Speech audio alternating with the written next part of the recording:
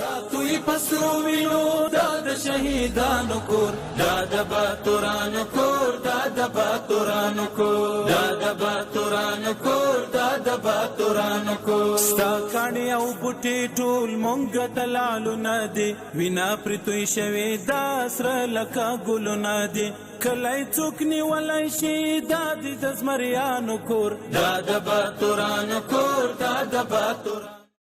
د لغمان ملي ټلویزیون ډیرو درنو لیدونکو د نن شپې خبري ټولګې ته ښه راغلاست. نن سیشن به د 1615 هجري شمسي کال د ثور میاشتې 15مه چې د 1640 هجري قمري کال د ذوالقعدې میاشتې له 13مې او د 2016 میلادي کال د مې میاشتې له 5مې نیټې سره سمون لري.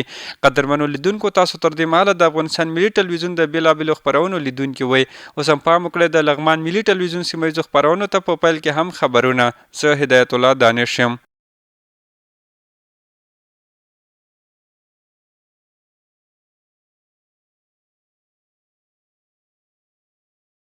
بسم الله الرحمن الرحیم. لغمان ولایت کې د روغتیايي خدمتونو د ښه والي د طبي اصولو د پلي کېدو او د ډاکټرانو د ستونزو ارزونې په موخه ناسته ترسره شوه. د لغمان ولایت مقام له رسنیز دفتر څخه په خپره شوې خبرپاڼه کې راغلي. دغه ناسته د لغمان ولایت مرستیال والي حافظ انځرګل عبدالله په مشرۍ جوړه شوې وه چې موخه یې د روغتیايي سکتور پیاوړتیا، د خدماتو معیاري کول او د اړوندو ادارو ترمنځ د همغږۍ زیاتوالی و.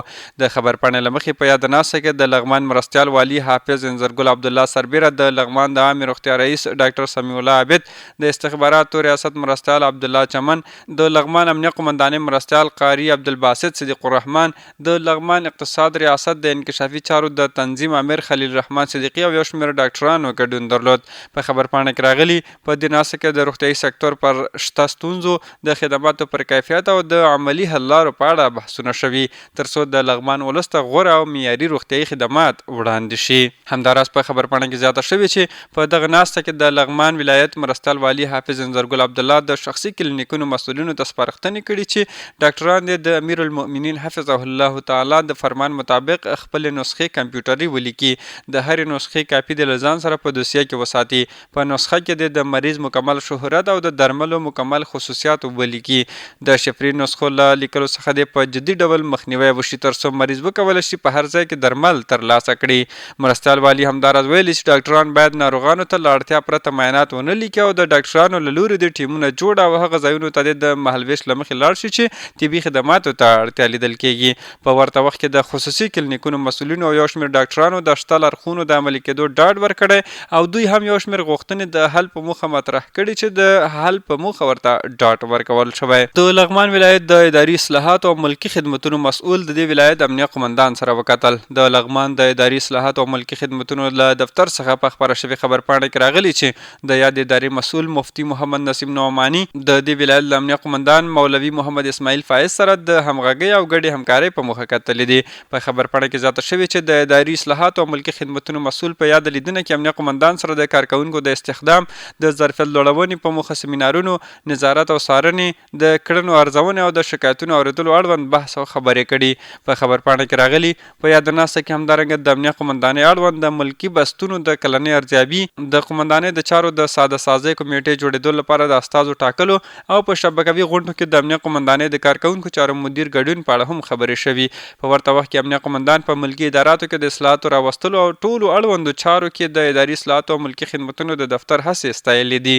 نوموړي همداراز ډاډ څرګند کړی چې د یادو موخو د ترلاسه کولو په برخه کې به د اداري اصلاحاتو له دفتر سره دوامداره همکاري کوي. لغمان کې د څه باندې 1 میلیون افغانیو په ارزښت د یو چک ډیم د جوړېدو چارې پیل شوې. هممهاله په یاده پروژه کې بوخت کارګر خوښ دي چې په خپل کلي کې ورته د کار زمینه برابره شوې او له مسؤلینو د رغنیزو پروژو دوام غواړي. دا د لغمان ولایت مرکز اړوند د کټل سیمه ده. دلته تازه د کلیو د بیا رغونې او پراختیا ریاست په هڅو او د ډاکار مرستندویه مؤسسې په مالي ملاتړ د څه باندې 1 میلیون افغانیو په ارزښت د یو چک ډیم د جوړېدو چارې پیل شوې.